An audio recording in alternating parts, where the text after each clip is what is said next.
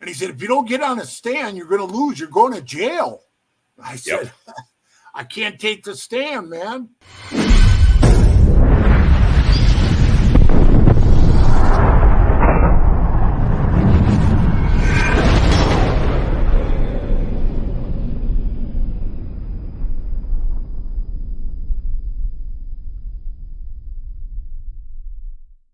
Welcome to this episode of Chattin with Staxx. I'm your host, Bill Staxx, and today I got PeeWee, Goldsmith, and Repo Rod.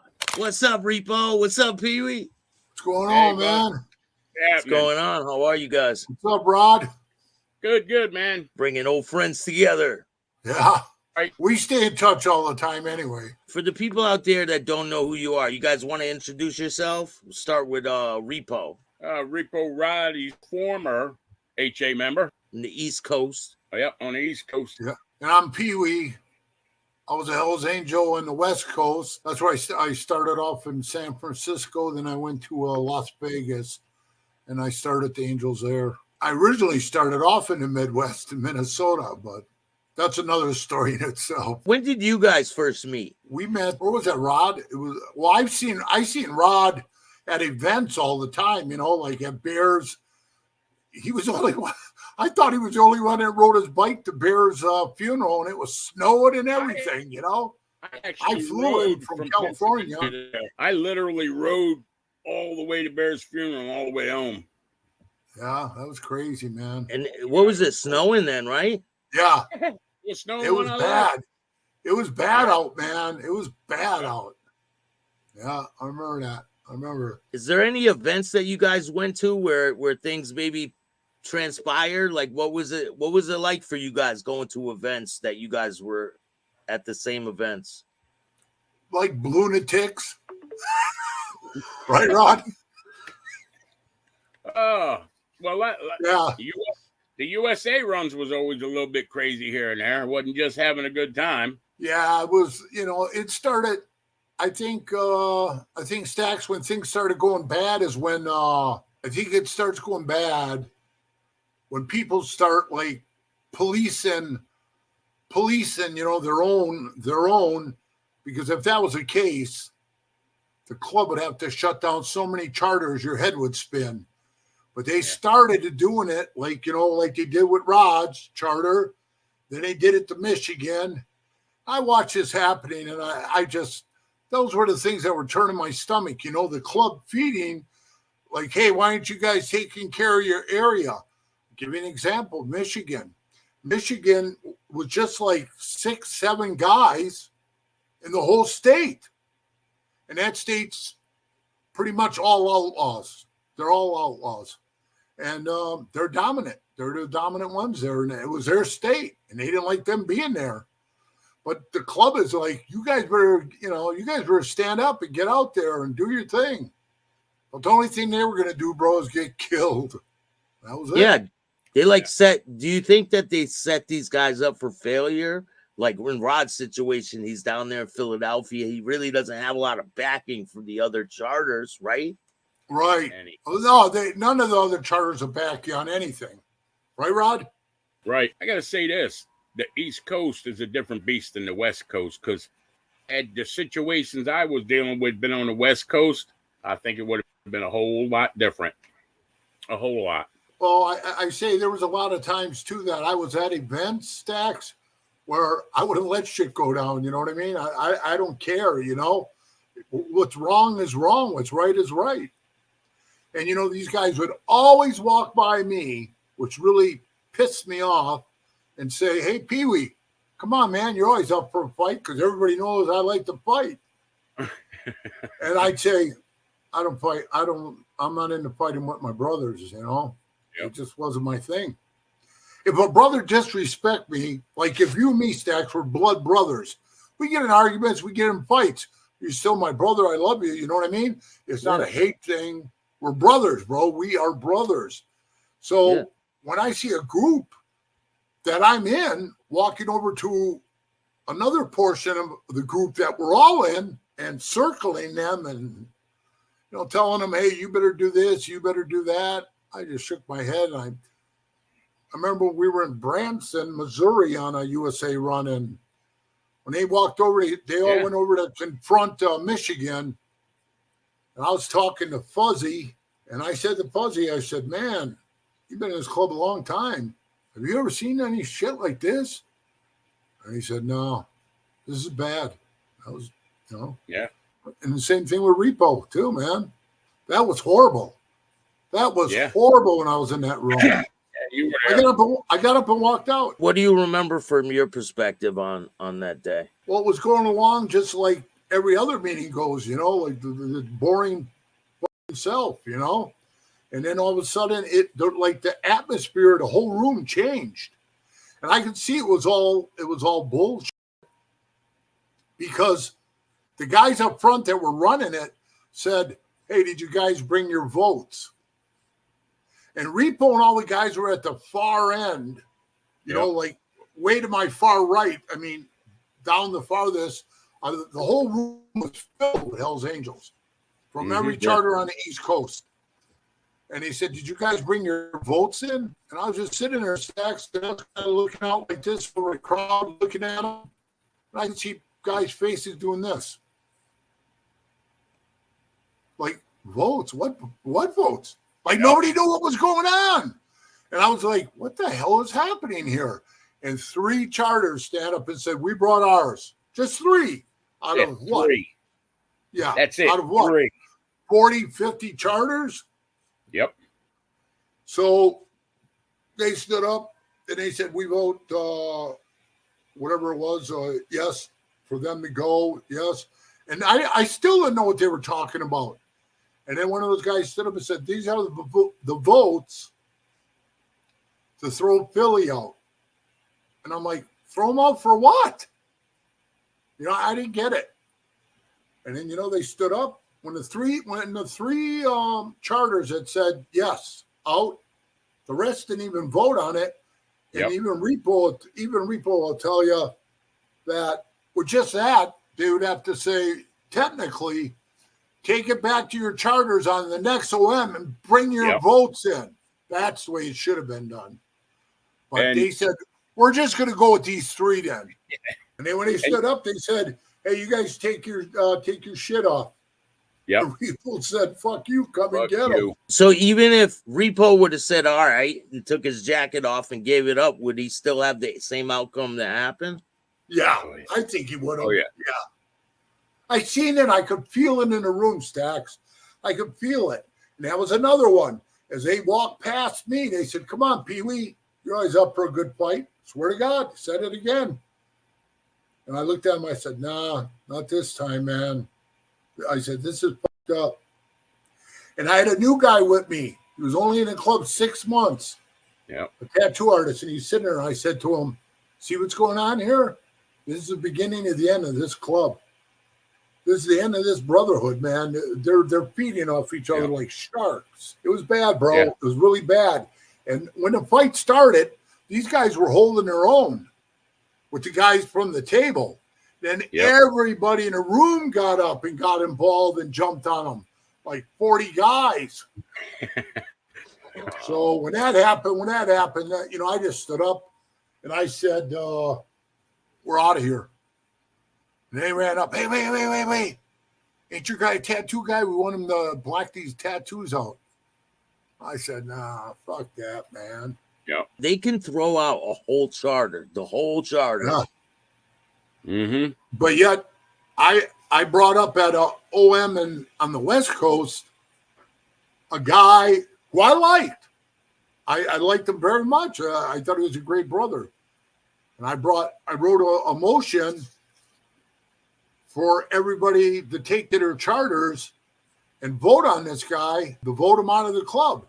Because, they tell us, you're never supposed to take the witness stand, right? You can't take the stand. You can't snitch. You can't do this stuff.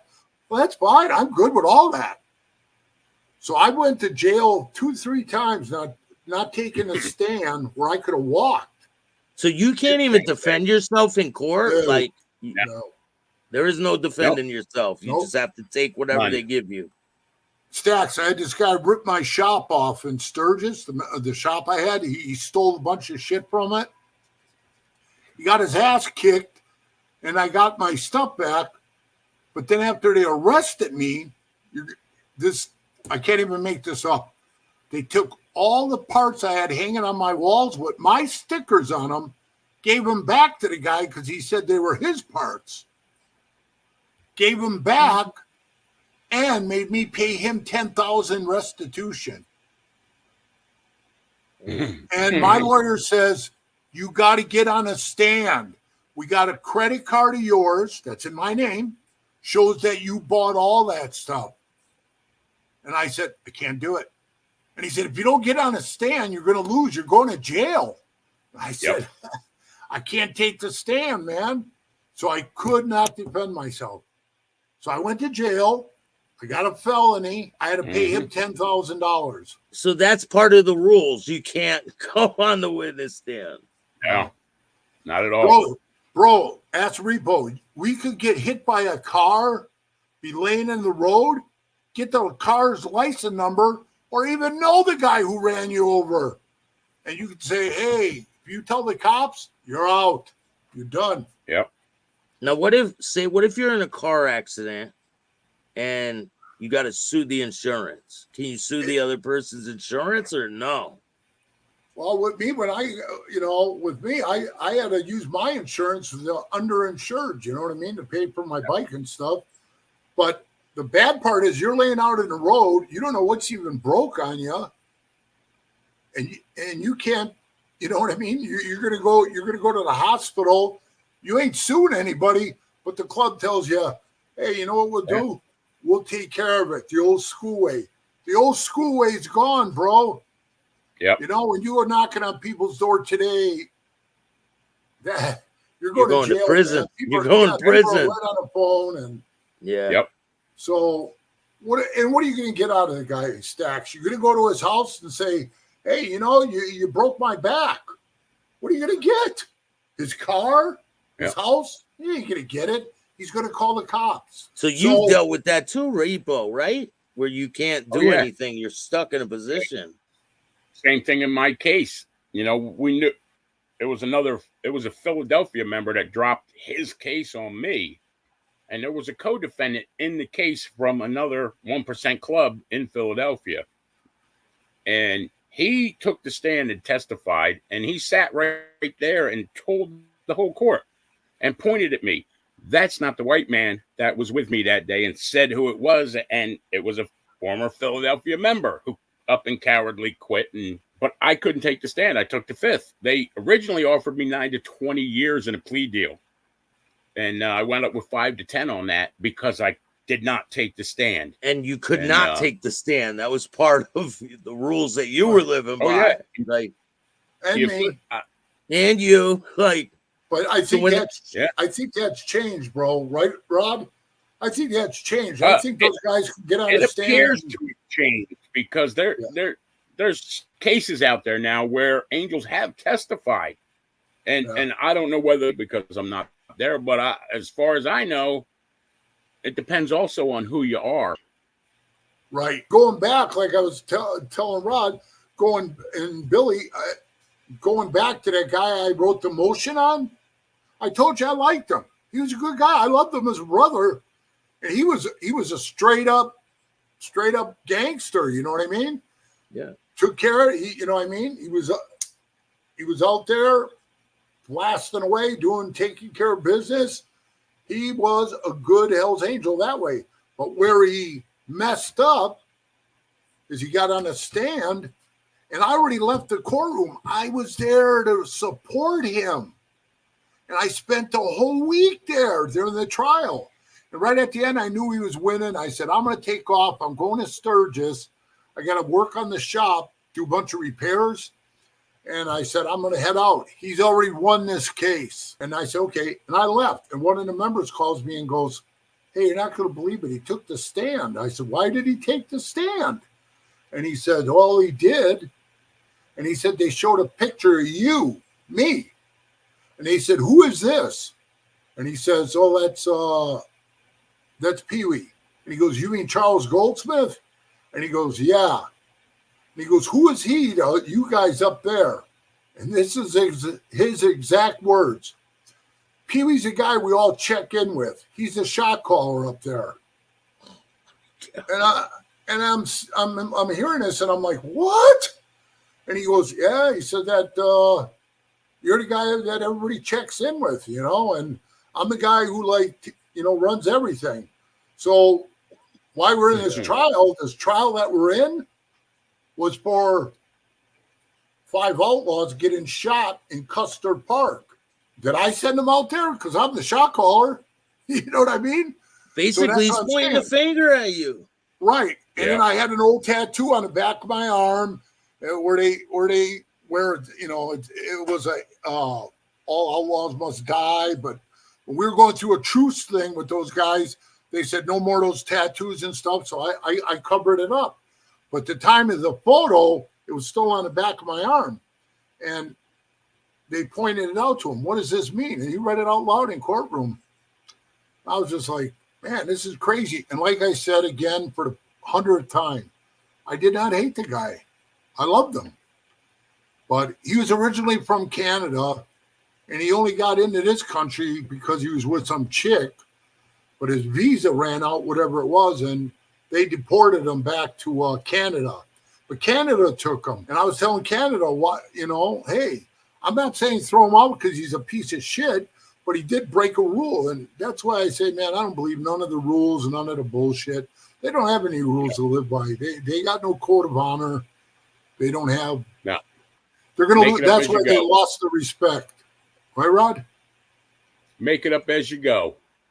So, you know, now that this individual, I don't want to say his name, he goes back to Canada, and I'm sure he's doing his Hell's Angel thing there real good, but I don't know who he pissed off. It was nobody in the club, I guarantee that, because he was found shot in the back of the head under a bridge somewhere in Canada, but he had his patch on. No way would another Hell's Angel do that. I mean, he would do, one Hell's Angel would do that to another one, obviously. We've seen him in the dog cook-up factory. So with that being said, he still had his patch on. If an angel would have done it, he would have took the patch off. Yeah, they would have took the patch from him. Right. So it was somebody else that did that to him, you know, and I'm sorry to see him go like that, you know. And we were talking before, and you were saying a lot more angels have killed angels than in the last 10 years. Then they have killed their enemies. But I don't know now. It might slow down a little bit, Staxx, because, you know, the cookie jar top is open and the info's all out about the doggy infirmary. Yeah. Did you know some of the guys, Repo? Yeah, a few. I knew them all. Do you want to tell us about that? I only know what I see or read or hear in the news, bro, because I was already out of the club by then, you know? Yeah. I mean, the whole event is just sick shit, man. These guys are all coming up missing and gone. And I don't know, bro. Things have changed so much and so bad. I mean, I don't know what the hell those guys are doing them to themselves. To me, when I joined the Hells Angels, I did it because I was joining the biggest, baddest fucking club in the world, you know? And they're letting themselves go to shit in the handbag, man. PeeWee, are you shocked at the way they did Repo? I'm shocked the way they did the whole thing. Yeah, just the way it went down. It was like a huge eye-opener. Like, wow. And then right after I saw that thing with Rod, what they did with Rod and them, that's when I told you I saw the Michigan thing in the summer. It was like about a couple of years probably after the Philly thing. And then all of a sudden they went over and telling the Michigan guys, you know, you better start watching your backyard and taking care. Well, if that's the case, bro, they need to hit a lot of charters and start throwing them out. You guys are a bunch of duds. Yeah. Beat it. Yeah, they don't tell you go over here and kill these guys. No, they don't say nothing like that. No. Because let me make it clear, it's not a criminal organization. Even though you guys aren't in the club, you never signed up to be in a criminal organization, right?